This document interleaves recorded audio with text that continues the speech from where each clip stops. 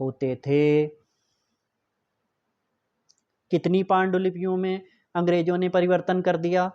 वस्तुतः हमें जिस चीज़ का ज्ञान नहीं होता है, जिसकी जानकारी नहीं होती है, तो हम ये उस पे एक निर्णय दे देते हैं कि ये मिला दिया गया है, ये श्लोक मिला दिया गया। वास्तविकता तो ये होती है कि हमको व्याकरण का ज्ञान नहीं होता है, और जो बात नहीं समझ में आती है उसको कह देते हैं कि ये मिला दिया गया। वो अंग्रेजों के सर पे थोप देते हैं कि ये अंग्रेजों ने किया था। और इसके पीछे क्या उद्देश्य है, किस उद्देश्य से इस प्रकार के अनर्गल प्रलाप करते हैं, ये मुझे नहीं ज्ञान है। परंतु शास्त्रों से मैं उन महाराज जी का खंडन करता हूँ जो ये बड़े मन से चिल्ला कर कह रहे थे। वस्तुतः बहुत ऐसे अनर्गल प्रलाप हुआ करते हैं जिनको नज़रअंदाज कर दिया जाता है, उपेक्षित कर दिया जाता है। परंतु उन्होंने जो शब्द बोला कि यदि विवाह पद्धति का क्या निकलता हुआ देखना हो तो किसी हिंदू की शादी में जाओ, विवाह में जाओ, ये मुझे अंदर तक विदीर्ण कर गया शब्द। तो वो जो महाराज जी हैं, रितेश्वर महाराज जी,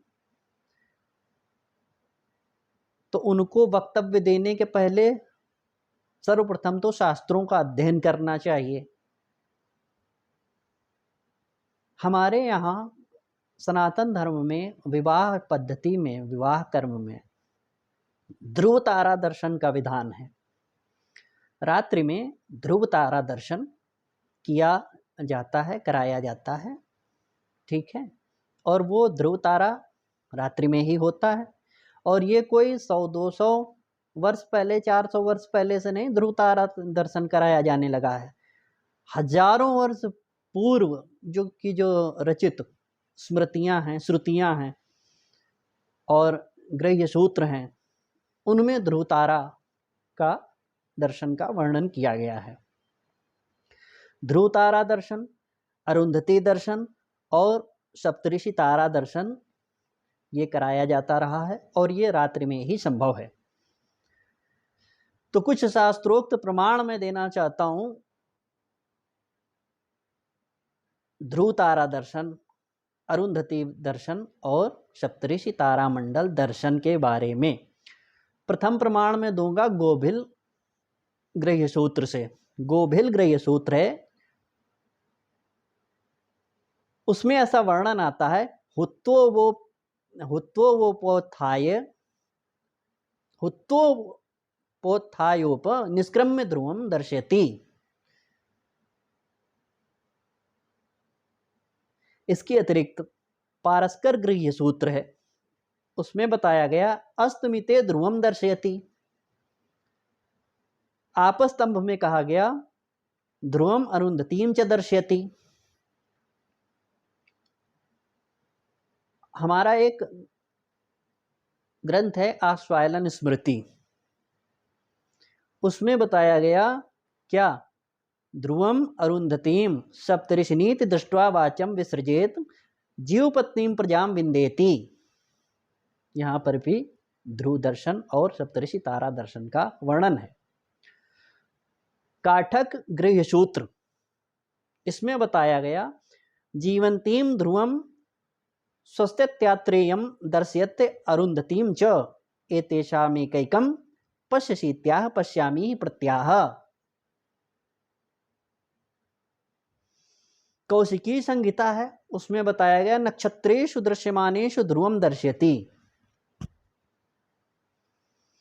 और बौधायन गृह्य सूत्र जो बौद्धों का ग्रंथ है, उसमें बताया गया अथोदितेषु नक्षत्रेषुपनिष्क्रम्य ध्रुवम अरुंधतीम च दर्शयति।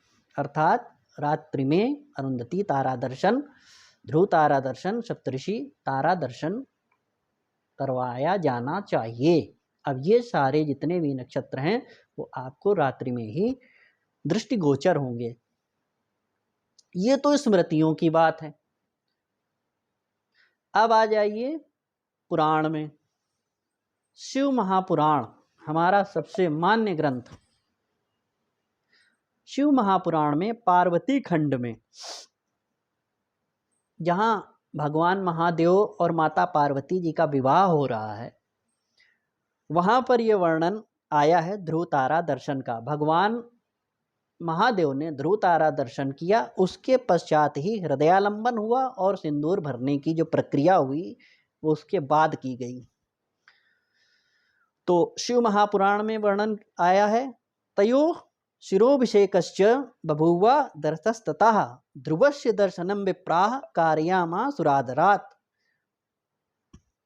तयो शिरोभिषेकश्च बभूव दर्शस्ततः ध्रुवस्य दर्शनं विप्राः कारयामासुरादरात्। ब्राह्मणों ने भगवान को ध्रुव तारा का दर्शन कराया। हृदयालंबनम कर्म बभूव तदंतरम स्वस्ति पाठस्य विप्रेंद्र महोत्सव पुरस्सरः।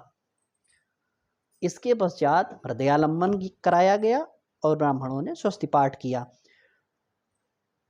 शिवा शिरस्य सिंदूरम ददौ शंभुद्विजाज्ञया तदानीं गिरिजा विख्यात अद्भुता वर्ण्याम बभूवा। इसके पश्चात भगवान महादेव ने माता पार्वती को की मांग में सिंदूर भरा। ये शिव महापुराण का, अब भगवान महादेव और विवाह और माता पार्वती का जो विवाह हुआ था वो अभी 2-4-500 साल पहले तो हुआ नहीं था, हजारों वर्ष पहले कब हुआ था, किस कल्प में हुआ था, इसका शिव महापुराण में वर्णन है। ये शिव महापुराण से प्रमाण है। अन्य भी हमारे कई साहित्य हैं, जैसे नैषधीय चरितम है, उसमें भी बताया गया ध्रुवावलोकाय तदुन्मुख भुवा निर्दिश्य यत्याविदद्ये विदर्भजा। ध्रुवम अवलोकय ध्रुवेण भर्त्रा ध्रुव दर्शनाय प्रयुज्यमाना प्रिय दर्शनेन। ये कुमार संभव में लिखा है। तो सबसे हमारा जो आर्ष प्रमाण है वो शिव महापुराण का प्रमाण है। इसके पश्चात श्रुतियाँ, स्मृतियाँ आदि से भी प्रमाण बताए गए हैं। अब आ जाइए ज्योतिष शास्त्र। ज्योतिष शास्त्र के अनुसार अनुराधा नक्षत्र, हस्त नक्षत्र, मूल, रोहिणी, ये जब नक्षत्र होंगे तो इन नक्षत्रों में जो विवाह मुहूर्त होते हैं, यदि वो रात्रि में सक्रिय होंगे तो विवाह रात्रि में होंगे। तो ये कह देना कोरा अज्ञान है, अशास्त्रीय है, अवैदिक है कि मुगलों के आने के पश्चात विवाह रात्रि में होने लगे। पहले दिन में होते थे।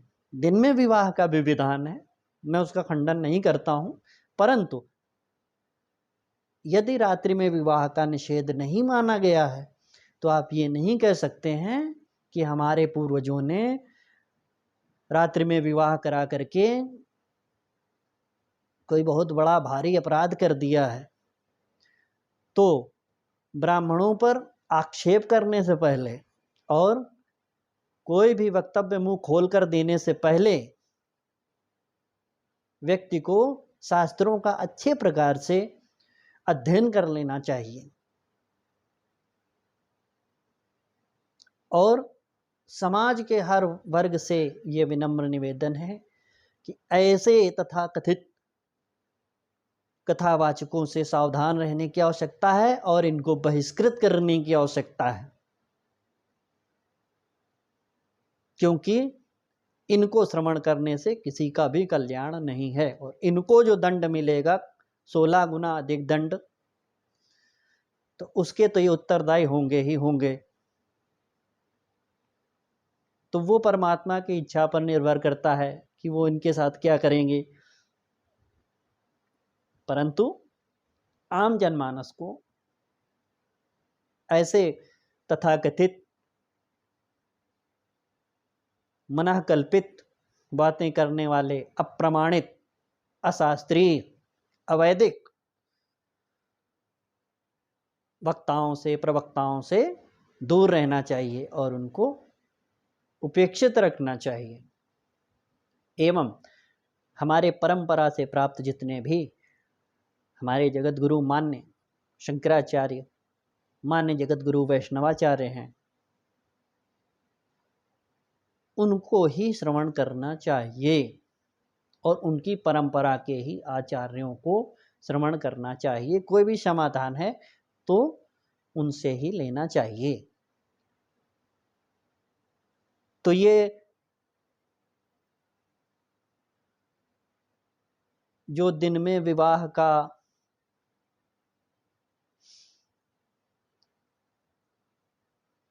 समर्थन और रात्रि में विवाह का विरोध कर रहे हैं, अब हम अगर तर्क करें तो उसमें ये भी कह सकते हैं, ये तो शास्त्रों और पुराणों की बात है। हम ये भी कह सकते हैं कि हमारे सनातन धर्म में जितने भी कार्य किए जाते थे अन्य वर्ग उसके उल्टा करते थे। हम रात्रि में विवाह करते थे तो वो दिन में करने लगे, ऐसा भी तो कह सकते हैं।